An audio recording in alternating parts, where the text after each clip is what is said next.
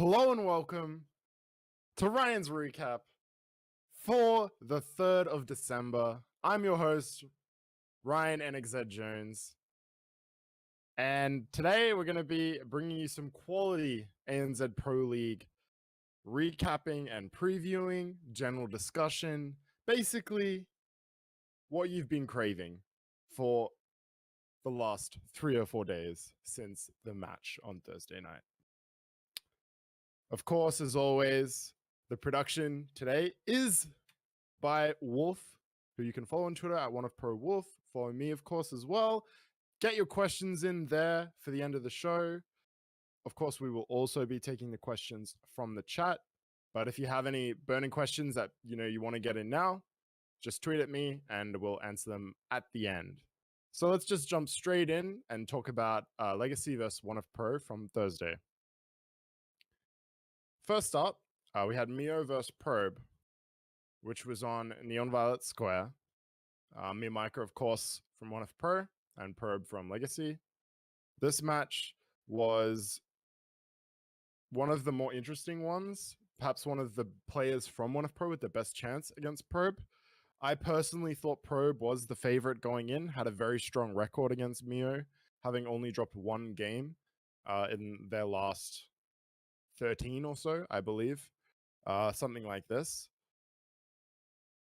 The match was a bit interesting. So Mia Micah opens up with a pool hatch opening, which is unorthodox. He delays his gas, and he uses this to get 6 quick lings, which he pressures Probe, who's going for quite a normal opening.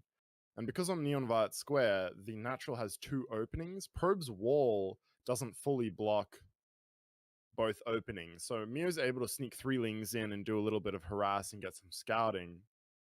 Which does delay Probe a little bit, but it's not that big a deal. Kind of transitions to a pretty normal game. Probe is going for like this 3 gateway style that he does seem to favor. On the other hand, Mio just sort of droning up.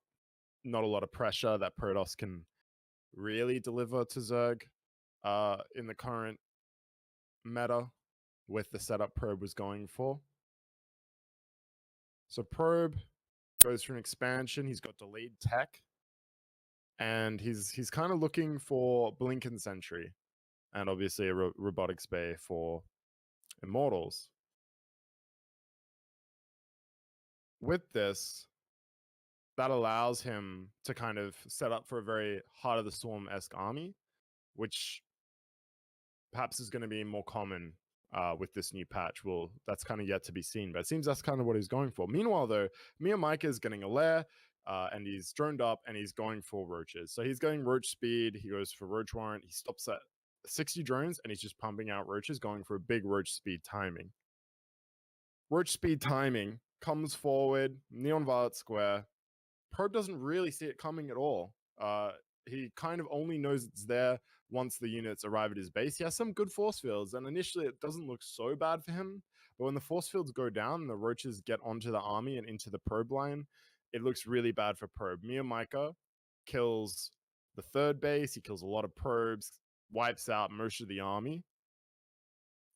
And then Probe just looks in a really bad position. He tries to re-expand. Mia Micah takes that down almost immediately. And they sort of keep playing. He tries to do a Warp Prism drop. It's shut down very quickly afterwards.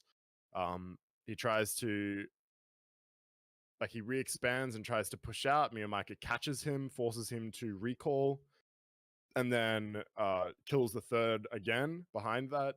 And at this point, Probe is very desperate. He's very far behind. Mia Micah decides to go for Borrow of Roaches and tries to go into the natural to end the game with that.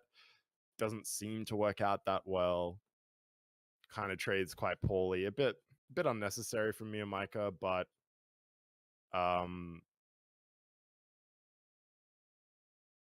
he's so far ahead that his Hydralisk transition behind just destroys Probe's desperation all in, and Mia Micah takes game 1.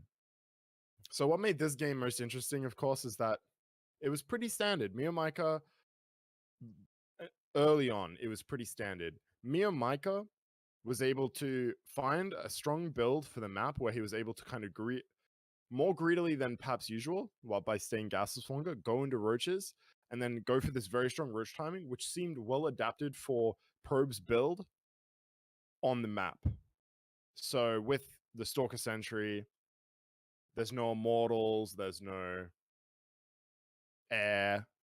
I mean, Immortals primarily, but Archons potentially. It's just Stalkers and Sentries and Roaches with Roach speed. A lot of Roaches and some Lings. It's going to be very effective in when the Protoss army is in small numbers. So with this timing attack, he does very well, and he's able to upset Probe here in the first game of the series, which was a very big deal for 1F Probe, because Probe is the player that Legacy really does need to win every match that he comes out for. So 1F Pro getting this lead is an amazing start for them, which interestingly they're able to follow up on, which we'll talk about now with Battle on the Boardwalk of Ryze versus Azure. So Ryze 1F Pro, traditionally, of course, the weaker player. Azure, one of the best Terran players in the region. Ryze, kind of more of a middling player. Definitely not at the same level as Azure, so expectations, Azure to win. But Ryze here comes out with kind of an interesting playstyle where when Azure expands to the gold, he just takes the mineral base on Battle on the Boardwalk, and he kind of just goes to this big 2-base all-in where he's attacking both the gold with a Warp Prism and the front of the base in the main, with another Warp Prism. I mean, initially it's only one, but as it goes on, and this fight goes on for a very long time, and Azure's going mech. I can't speak to how popular that is in TVP, but it didn't seem to work that well in this situation because Ryze was able to just continually pressure. He got a Dark Shrine, he was getting DTs, which didn't do much, but it's just this constant pressure and constant picking away at Azure. And eventually he overwhelmed and won basically on both. He won at the gold first, but then later on was able to just push through very effectively into the main as well. I mean, Ryze played it very well. And I think Azure potentially misplayed it. I don't know if I love his strategy of the gold base. I think that he could have done a better job against Ryze's opening, but well played to Ryze. Ryze takes game 2 for 1F Pro. 2-0 up in the series. This was very unexpected for me, and I think a lot of everyone watching. But it looks like with yours against Pig Jr. or Notorious Pig and Wally against Runamuck, they're the favorites in the next 2 games. They have to be feeling very good about their spot in the series. Legacy, on the other hand, 2 of their players goes down. Their 2 best players, notably, looking in a very, very difficult position. And on that, let's talk about game 3, where things start to go a little bit awry for 1F Pro.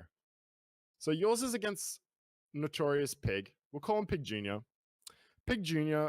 goes for 3cc, which I believe yours sees. He has some Lings kind of come up the ramp at a key point early in the game.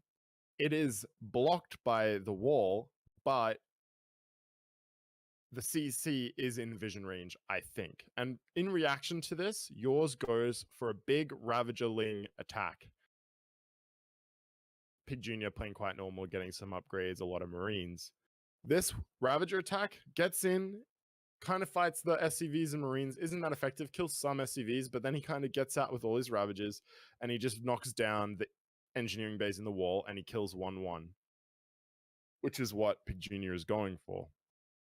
So behind this, yours has droned more. He's got 15 drone advantage. 1-1 is quicker for him. He's up in supply. It looks very, very good for yours. Pig Jr. on the back foot. He does have 3 command centers, however. So at this point, it looks like 1F Pro has just 3-0'd the series. Yours is in a great position. But this double Medivac drop becomes the bane of yours' existence. And the reason I say that is that yours continuously tries to pressure Pig Jr. He constantly has his units on Pig Jr.'s side of the map. Pig Jr. is defending this not well, but he is defending. But his 2 medivacs filled with Marines are doing a lot of damage. Yours doesn't morph any Banes. He doesn't really have that. And he takes a lot more damage than he needs to. And then once he pushes it back, he then immediately goes to the other end of the map. He's still up in drones and down in army supply, but he is up in supply. All he has to do is sit back, let his upgrade advantage, etc., tech up, and then win the game in 2 or 3 minutes. But he keeps trying to pressure this third base. He sends his whole army across the map, and Pig Jr. just drops in the main with double medivac, and he just wipes out the main, wipes out the natural, and then he defends yours' attack at the front. Again, he doesn't have to defend it that well, like, because all he has to do is just not die. Whereas yours was just trying to basically make the third lift, is all yours was looking for. And the damage he takes in return for that. I mean, so Pig Jr. wins the game now with 2 medivacs filled with Marines. Pig Jr. taking game 3 for Legacy. That is a huge, huge, huge problem for 1F, because yours had no business losing this game. I honestly think he played it very badly. His transition was not good. He floated 1,500 some odd gas while he's taking all this damage to Marines. He has no tech to use that gas. Why is he mining that gas? Why isn't he pulling drones off gas? How do you let your gas get that high if you're not going for Spire or something, or at least morphing Banes? Yours took a great situation for himself that he put himself in. I mean, he was able to set himself up for a great position. A game where all he had to do was just survive this key point where his tech is a little bit behind. He just has to get through this point, and then he's ahead in every way. And in that brief time, he misplays it in what I would say is very poor fashion and very uncharacteristic from yours. And I think he threw this one away. And in turn, 1F Pro doesn't just win the series in 3. And in my opinion, they really should have. But game 4 is on Blackpink, where we had Wally versus Runamok. So both players kind of opened normally for Wally versus Runamok. But Wally loses both a drone and an Overlord very early on. He loses a drone to the Reaper, and then an Overlord is caught by a Marine and dies at around like 30 supply. And that is very bad for a Zerg player. Not obviously, it's not game ending by any means, but it does a lot to your mental state in the game. And kind of from that, Runamok is able to accrue himself a lead. Like, he's able to kind of keep moving along up 5-10 supply with his opening, which is normally not what you expect in ZVT. So they kind of keep playing, and there's a big Hellion run by into Wally's natural, which looks really bad for Wally. And it's like pretty bad. Runamok ends up killing mostly Lings before his Hellions are forced away. He doesn't kill as many drones as it seems, like 6-8 Hellions, something like this, in Wally's natural versus basically no units at first. I'm not sure if that was poor play by Runamok, like if he made bad decisions with the Hellions or where to go and what to shoot. But either way, he's still ahead after this, and he is going into mech, and Wally is going into Hydra Bane. So what Runamok sort of looks for is the Thor Blue Flame. I think he has a Blue Flame Hellion attack where, like, with Hellbats, and he kind of comes up to Wally, and at this point he's up 20 plus supply, 30 supply, like 150 supply to 120, or maybe it was 100 to 130, something like this. It's like a 30 supply lead with this Thor attack, and he just doesn't do it. He just walks up, sees that Wally has 3 Queens, like 5 Hydras, 2 Banes, and he's got 2 Thors, potentially 10 plus Hellbats. He wins the fight every time. I don't know. He didn't even try. He just went home. Maybe there was a counterattack by Wally. I didn't see it on the stream. I think it was a mistake, but it ends up not being a big deal because he just kind of pulls back and continues to build up with his advantage. And Wally goes for an attack, which is just cleanly pushed away. And they sort of keep playing the game. There's obviously the disconnect. But when they do come back, Run Amok's maxed out push with a lot of tanks is just too much. Wally is down 30 supply still. And despite he has great blinding clouds, Run Amok cleans up the game and pretty cleanly beats Wally in the 4th game of the series. For this game, it wasn't so much 1F Pro's player Wally throwing away a lead as it was for yours. It was kind of more similar to the first 2 games from Probe and Azure, where it just seemed that the Run Amok played better in the game. This game was probably the closest game on paper. I personally predicted Wally, but when their recent history was 6-4, this game could have gone either way. So Run Amok taking it, not a huge surprise, especially in the fashion he did, where he was just able to get a small early game advantage, and then from that, he just won with a big timing push. And I don't even think he played necessarily as well. I think if you put other Terran players in this position, they would have won potentially even earlier, given Run Amok's good early game. That being said, great play from Run Amok, but to me, Run Amok, it doesn't make me think higher of him, let me say. So Run Amok, to me, still a weaker player for Legacy here, but he is capable of beating Wally, which we did see. So that means we came to an ace match. It was Mio versus Probe, which is pretty exciting. The rematch of the first game. What happens here is that it's on Odyssey, which kind of changes it up a little bit. There's less potential for... The natural is less open, so maybe less shenanigans will be ongoing here. What Mio does is he kind of opens normally. The same is true of Probe. But, well, actually, he doesn't open that normally. There is a hatchery block, which does nothing, and it kind of just transitions into a regular game. So, excluding Mio's attempt at blocking the Nexus with his hatchery, after that, it does seem to equal out, and Mio goes for this big Ling Bane attack. Probe's going for the same build from his game in the first, from game 1 of the series, where he's getting 3 gateways, going for a forge, gets a lot of sentries. Mio goes for this Ling Bane attack. Probe uses excellent force fields, deflects it, taking almost 0 losses. It does delay the 3rd a little bit, but Mio's down 7, 8, 9, 10 workers because Probe is probing as the attack is sort of ongoing. And then the follow-up is just this Blinkstalker +2 sentry attack. I mean, Mio goes to this Desperation Burrow, where he's trying to burrow Banes across the center of Odyssey, which kind of looked cool.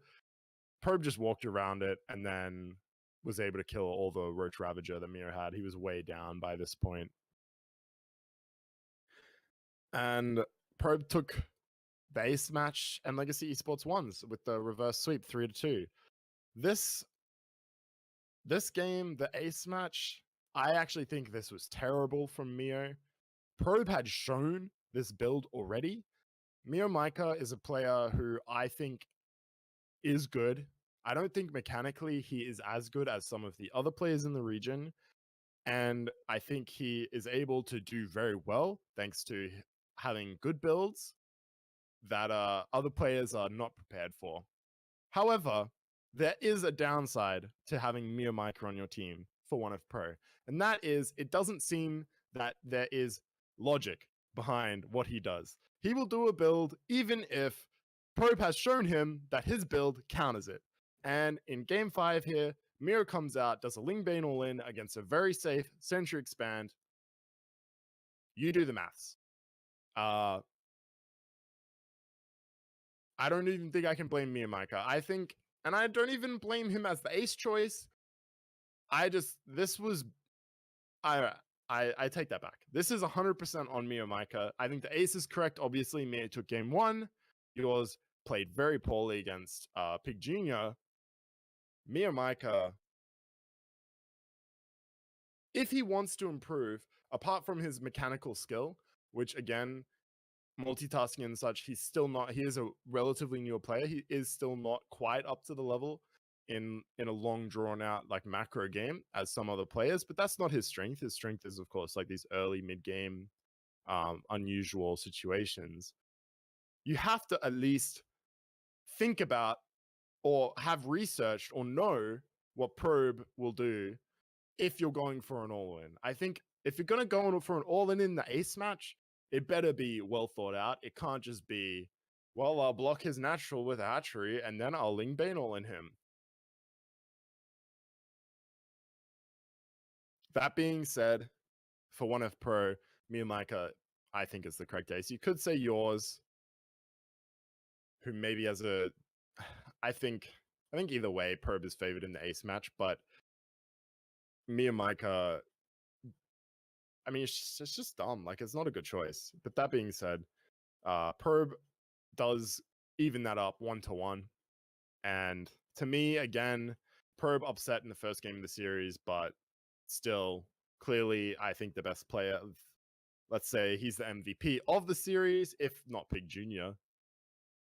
That's interesting. I wonder who I would take there. I'd probably take Pig Jr. Actually, he was able to pull it back from a big deficit.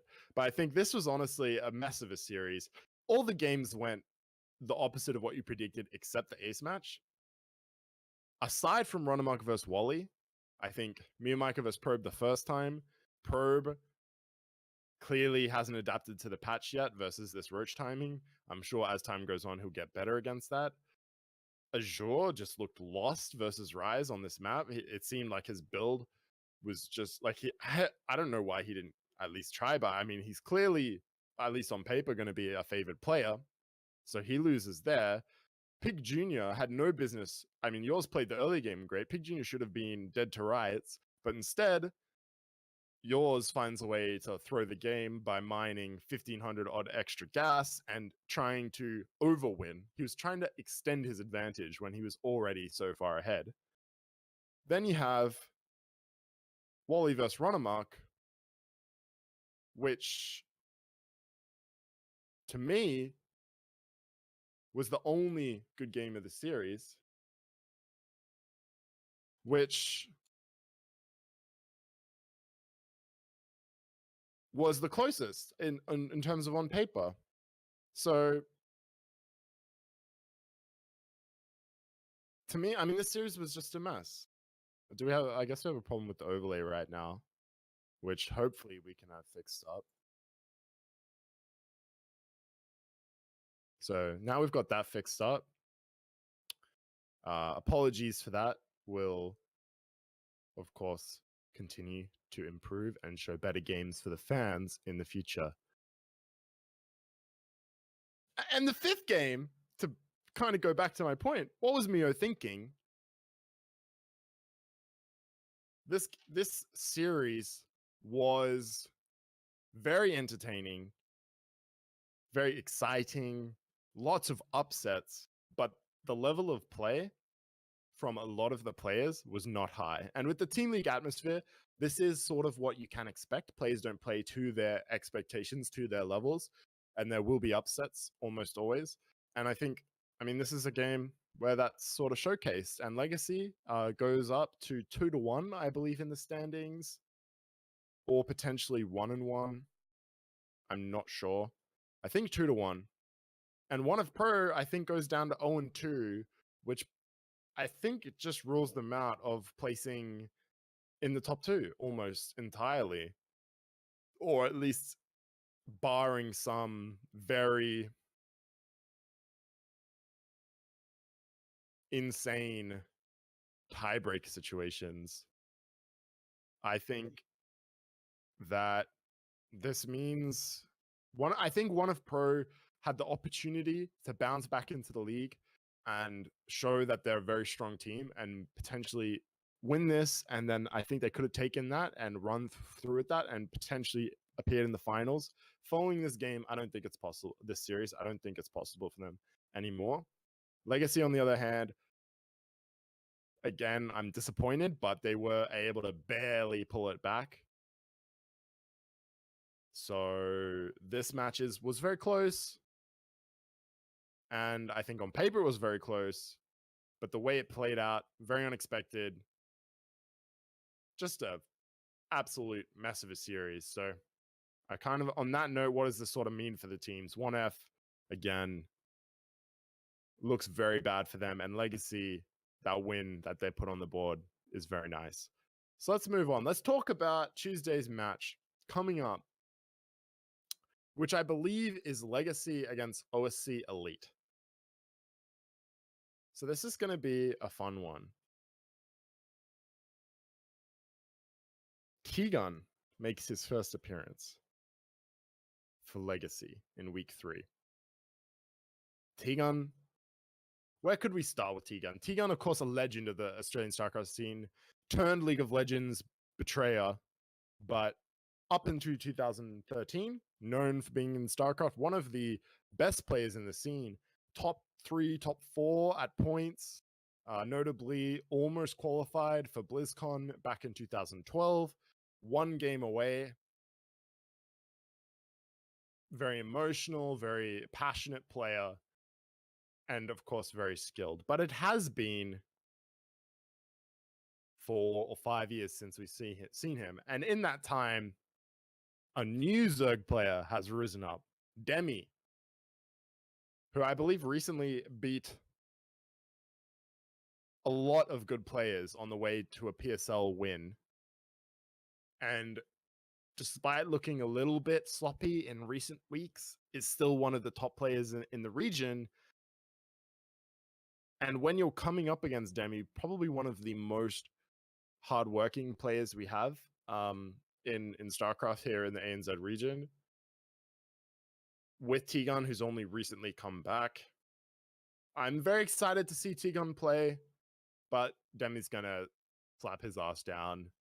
Unfortunately, game 1, clearly, let's just see it'll be exciting to see T-Gun playing StarCraft again for the 8 minutes that he is in the game for.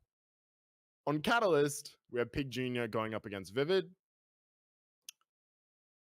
This one is really cool. Pig Jr.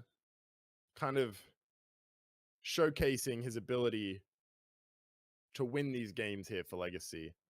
He won his game in week 1 against Hut. He won his game. He's 2-0, I think, at this point. So great start for him. And Vivid, I believe, is 0-2, losing to Lunith and someone else who escapes me now, but or maybe he didn't play in the first week. I'm not sure. Either way, this is going to be an interesting match. And at the start of the league, I would have taken Vivid. He's been around for longer. I would probably rate him higher. But for me, Pig Jr. is just playing too well. And he's improving. His rate of improvement has been insane. And he's not falling to the tournament nerves. Vivid hasn't played well so far in the Team League format. I think Pig Jr.'s got this one. I think at this point, it's going to be 1-1. So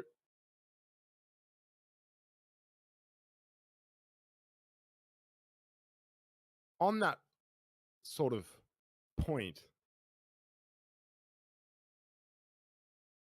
Vivid with Pig Jr., there is possibilities. Catalyst is kind of a bit of a, I don't think it's Zerg favored, but there's opportunities. And of course, I think Vivid could prepare something. I don't think it's hugely favored. So I'm going to move away from that a little bit and say that it's not super one-sided for Pig Jr., but I think Pig Jr. should win this, and I think it should be 1-1. So let's talk about Abyssal Reef here. Azure vs. Igers, which is going to be really cool. So Igers playing Zerg, still very committed to his race switch, and I think at this point, there's not much point talking about his Terran results, so let's just talk about his Zerg. So these are the first players with history together of this lineup. Naturally, T-Gun hasn't been playing, so he won't have history with Demi, and Pig Jr. and Vivid just haven't played. So Azure is 7 to 8 in games and 2 and 3 in matches with Aigers' Zerg. So just his Zerg, Azure is down 3 to 2 in matches, and he's also down in games. He's lost both of the most recent times they played. He won in a team league, so maybe that is foreshadowing. But he lost in the PSL 3 to 2, and then he did beat him 3-0 the first time they played, back when Aigers Zerg was still quite new. Take away that 3-0, Azure not looking strong versus Aigers. Aigers has been looking pretty solid, and of the Zerg players who are capable of, I think, fighting mech, I think Aigers has a good chance. Now, Abyssal Reef is a Terran map. As much as I really like the map, and as a Zerg player, on the whole, it does seem to be Terran favored. To me, Aigers has a good shot here. I think Aigers would be the player I would take. And because of that, OSC would go up 2 to 1. But this is a match that could go either way, and I'm excited to see how this match plays out, because it's going to be very critical for the results of the series. But just looking at the history, Aigers, of course, is never going to get nervous. He's been around the block many times. Azure, again, the team leagues do add a lot of pressure. And I don't think he's performed that stellarly, obviously losing to Rise in last week's match. When I see it, I will believe it for Azure, but for now, consider me a convert to the Aigers Zerg hype train. Aigers is going to take this one. And then we have Probe versus Illusory. God knows why Illusory is being sent out here for OSC Elite. Probe will win. I don't even want to talk about why. Illusory probably shouldn't even be on the roster for OSC. He's not a strong player. Didn't they send someone else last week? Didn't they replace him? Am I wrong? Who replaced Illusory for OSC in Fury? They have Fury on the roster. Why is Fury not playing? He's played great, even in losses. The chat's correcting me here, saying it is Fury. So why are they sending out Illusory? Why is OSC Elite in a position where Illusory is their sub? Surely they can find someone. Surely someone wants it. Wally was open. What if Pro got Wally days before the league started? OSC could have gotten Wally. OSC could have Wally in this position if they needed, if they wanted. I mean, pending whatever behind the scenes information. But as far as I, can imagine, why? Either way, I mean, if Probe loses this, I don't know what I'll do. I actually don't even know. It's so unbelievable. It's like 100 to 0. Illusory might not even be positive on Illegal app. I'm going to check right now. And I like him. I think he's a perfectly good guy. But when you're playing potentially the best player from the region in a team league, which means quite a lot to everyone, and your Illegal app rating is 296, and your opponent's, let me pull it up, is 1800. What do you want me to say? Probe's winning. All right. Forgive me. All right. I just had an emotional moment. I went too far. Illusory has a good chance to win. All right, moving on. So that's going to be 2 to 2, I guess, by my count. Or am I wrong? No, 2 to 2. Ace match again, boys. Are we back in for another ace match? I think we might be. So T-Gun obviously is going to be coming out for... No, obviously not. T-Gun is not coming out for ace. And he will not be playing against Illusory. God bless. So Probe's going to come out for Legacy if there is an ace match. And it'll be Demi or Igers, and I think I have lost faith in Demi after last time. Igers is looking good. I hope they send Igers, especially if he's able to beat Azure, and that'd be pretty crazy to see Igers up against Probe, Blackpink. I'm gonna favor Probe there, and I will say Legacy has got this one 3-2, but this series does have some interesting matchups, and it has two. Well, one very uninteresting matchup, and one which is interesting because it's T-Gun, but also at the same time not interesting because it's T-Gun. I'm pretty, I'm gonna be very excited to watch one. It'll be on Tuesday. I hope you guys check it out, and hopefully we have another great match, and we go to another ace match for a very exciting continuation of the ANZ Pro League.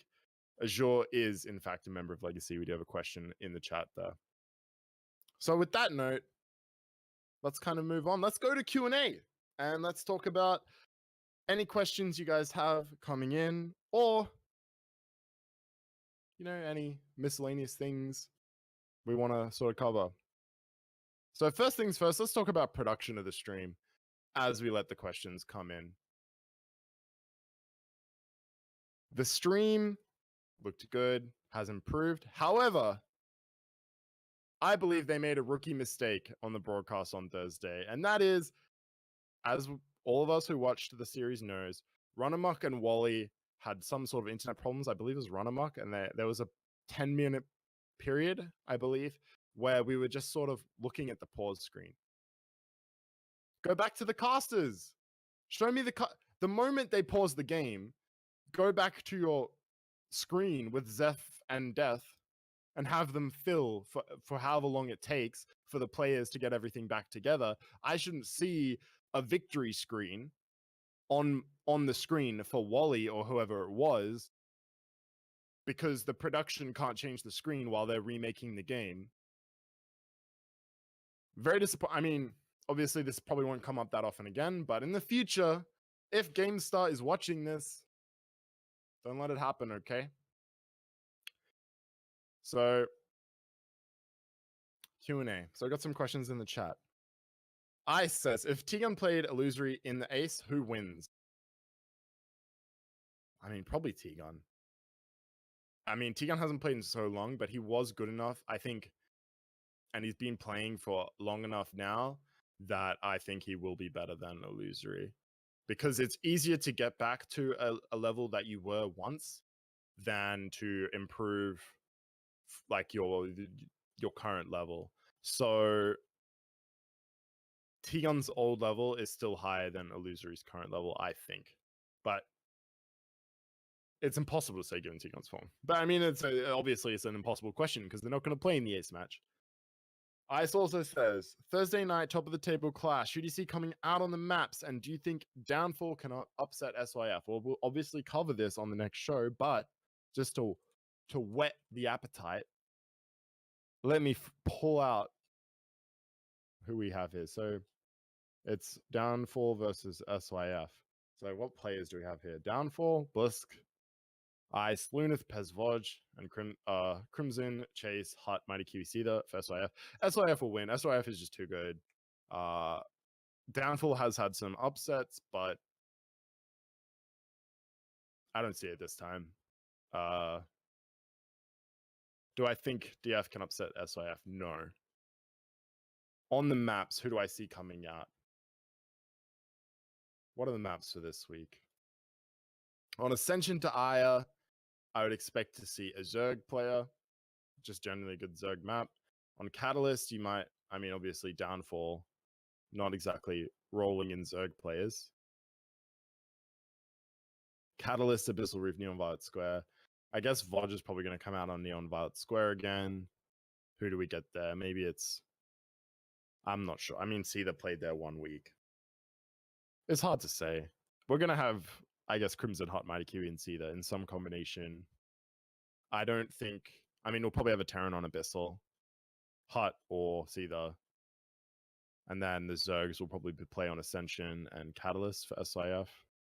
And then just throw your Alba, or I don't know, however you want to do it.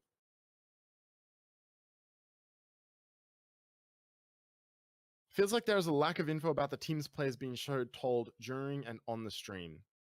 I'm going to assume you're talking about the broadcast of the ANZ Pro League.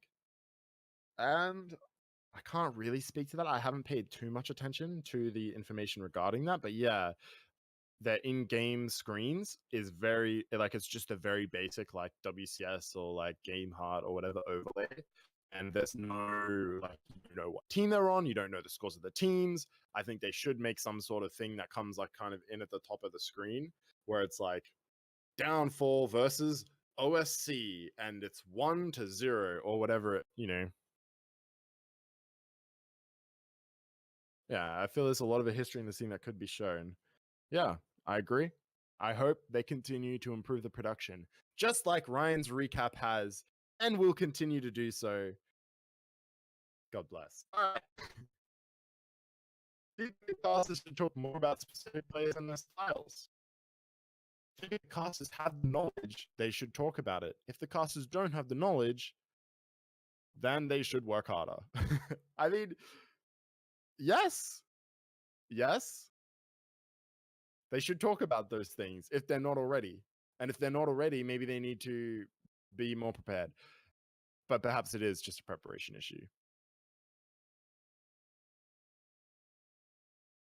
So,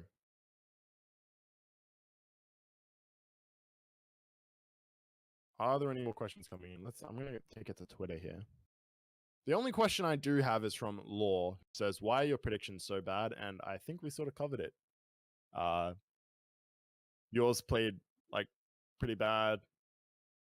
And Mio was capable of upsetting Probe, and I mean, Probe did beat him in the ace match, so I still feel like my prediction was correct, if anything. Then in the second match, Rise, I mean, okay, that's the one match I'll give you, okay? I got one wrong. Runamok versus Wally, I said, was basically a coin flip. Runamok gets ahead and wins the game. I was wrong, but I maintain that I think my predictions were founded. Boom. Any more questions coming in, or are we going to wrap up the show here? I have no idea what that really says there in the chat, Ice. SIF, all right, so going into this week, all right, yeah, okay, I think I understand this. So SYF at 3-0 if they beat Downfall, Downfall at 2-1. Legacy goes up to 2-1 if they beat OSC. OSC going to 0-3, and 1F only at 0-2. And then in week 4, 1F Pro will play twice, I imagine. And Downfall plays Legacy in week 4. Okay, so I think what Ice is trying to say, so OSC, of course, would be out of the running. 1F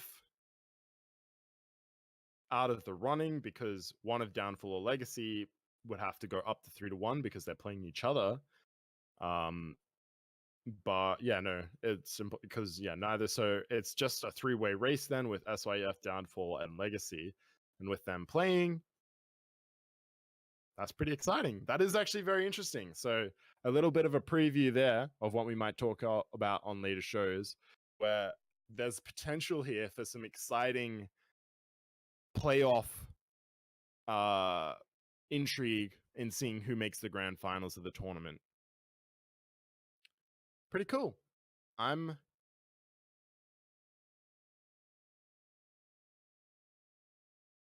very interested to see what happens if these two God willing, if these matches go to plan, and your prediction, Punty, is able to correctly,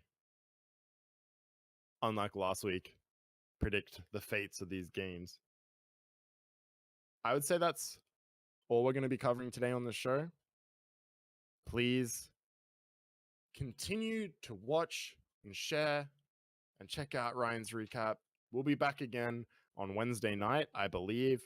More information coming. Follow me on Twitter for the information about that. If you want to learn more about the lovely producer Wolf, got his Twitter down there at 1F Pro Wolf. And with that, it's time to end the show. And I'll see you on Wednesday.